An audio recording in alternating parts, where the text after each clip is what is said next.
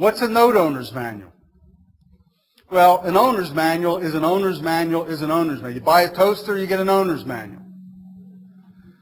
You buy a car, you get an owner's manual. Whatever you buy, can opener, you get an owner's manual. And this is an owner's manual that had to do with the buying and selling and in fact, what a mortgage, a loan, what it was, seller take-back loan was. And what it also did, it had in the, as you went through this book that he had created called a Note Owner's Manual, had all these things called helpful hints.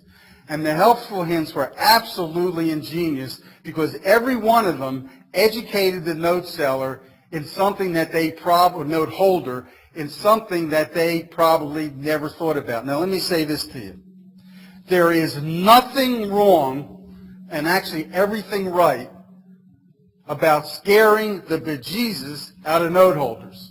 There is nothing wrong with giving note holders sleepless nights. And the reason for that is most people who have sold a property, took back a note, have absolutely no idea what they have and probably no business owning it. But after they've collected payments 1, 2, 3, or 4, they kind of get used to it, they kind of get accustomed to it, and they don't think about it anymore until somebody like you and I comes in and educates them about their note. But this thing was amazing, you see, because the printed word is very powerful. How many of you remember the old show called,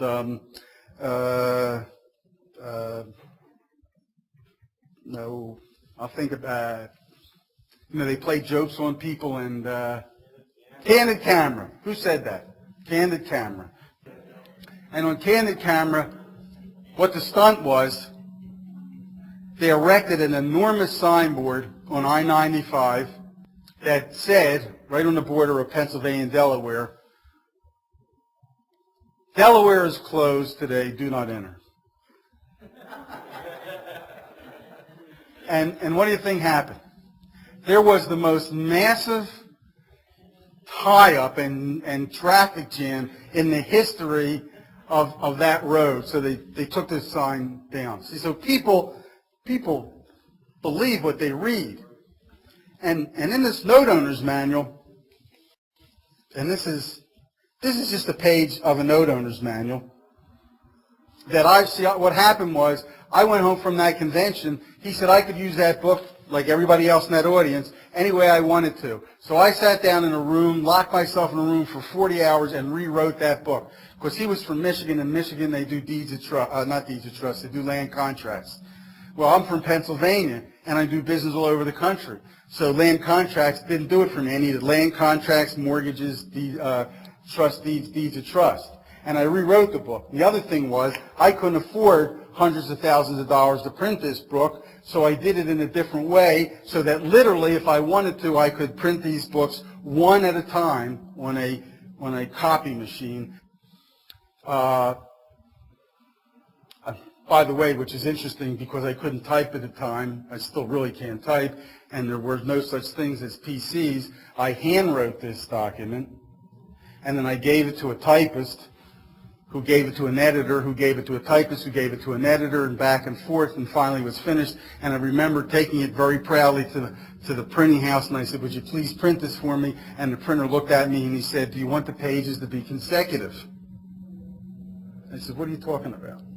He says, well, do you want page 2 to be after page 1, and page 3 to be after page 2, and page, well, I said, yeah, like a book. He said, well, if I do it the way you gave it to me, it won't come out that way.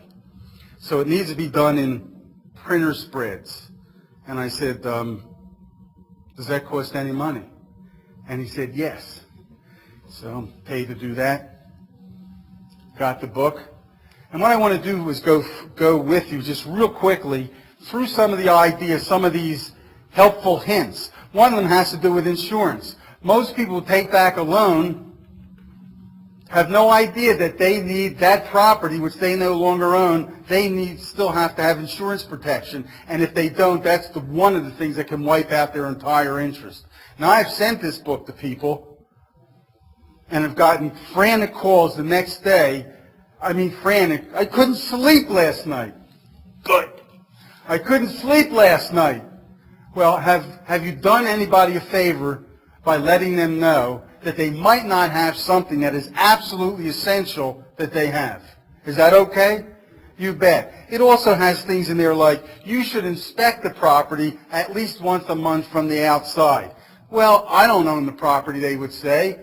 I own the loan on the property. Why should I look at it from the outside? Very simply. If you're going to run into trouble on a loan that you own, that they own, and you want about a 3 or 4 or 5 or 6 month head start on knowing there's going to be a problem, and by the way, is that a good thing to have a 3 or 4 or 5 or 6 month head start? You bet it is. Then you start looking at the property from the outside, and if you see the grass growing and the shutters coming off and an old refrigerator in the front yard, you know that you're about to have a problem with this loan. And by the way, in my area, I live outside of Philadelphia, an awful lot of people whose loans we have bought have moved to Florida. And how easy is it for people to move to look at their property once a month when they live in Florida and their property's in Pennsylvania? Not that easy. And it would say things like, when your note goes in foreclosure, this is what you need to do. And basically what it did was it educated them. It educated them in a way that you and I want to educate them. They don't have to know about partial payments and partial loans and this and that. What they have to know is what it is that they bought. Note owner's manual. Now this is not on the page of the note owner's manual, but when you get one of these in somebody's hands, if you get in front of them and you keep, create, repeat, and also this is the one tool that I have found that creates urgency. And the only person who will ever sell a note is somebody who has the urgency to sell. So what you need to do, your challenge is to get in front of them, keep in front of them until the point where you can get them motivated to sell. Another thing that was nice about this little booklet is one of the things it tells people to do is they must keep a record of the payments that they're receiving from note sellers. And I have, and then it put in the back, there's this little record keeping spot and instructions on how to do it. And I've gotten back packages from people who have, this is a note owner's manual right here. Okay. Thank you, John. I appreciate the